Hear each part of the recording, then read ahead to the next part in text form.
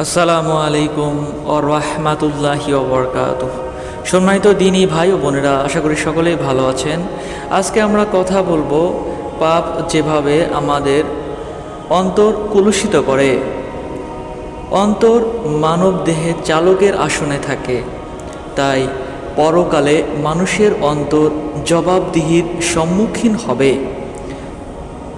মহান আল্লাহ সুবহানাহু ওয়া তাআলা ইরশাদ করেন, যে বিষয়ে তোমার জ্ঞান নেই তার পেছনে পড়ো না। নিশ্চয় কান, চোখ ও অন্তর এদের প্রত্যেকটি জিজ্ঞাসিত হবে। পাপের দরুন অন্তরে কালো দাগ পড়ে যায়। পাপ বাড়তে থাকলে এই দাগের পরিধিও বাড়তে থাকে।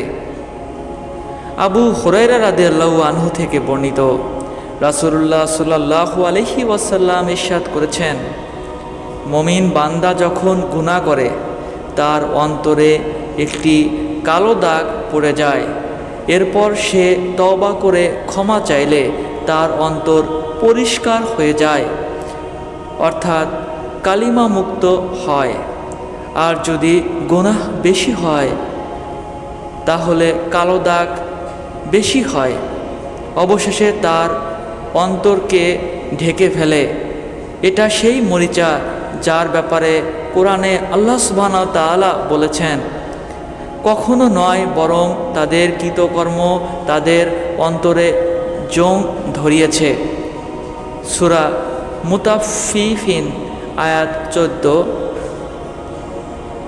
অন্তরে কালো দাগ পড়া মূলত মানুষের গুনাহের কৃষ্ণতা, অর্থাৎ গুনাহের কাজ। আর এই কৃষ্ণতার নাম কোরআনুল কারিমে রাইনুন শব্দ দ্বারা ব্যক্ত করা হয়েছে।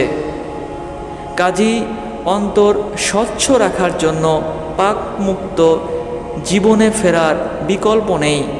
রাসূলুল্লাহ সাল্লাল্লাহু আলাইহি ওয়াসাল্লাম ইরশাদ করেন, মানুষের শরীরে একটি গোশতের টুকরা রয়েছে। যদি এই গোশতের টুকরা ভালো হয়ে যায় তাহলে পূর্ণ শরীর ঠিক হয়ে যায়, আর যদি এই গোশতের টুকরা নষ্ট হয়ে যায় তাহলে পূর্ণ শরীর নষ্ট হয়ে যায়। স্মরণ রেখো, ওই গোশতের টুকরার নাম হলো মানুষের অন্তর। মুসলিম শরীফের হাদিস 1599। ভিডিওটি ভালো লাগলে অবশ্যই লাইক, কমেন্টস এবং সাবস্ক্রাইব করতে পারেন।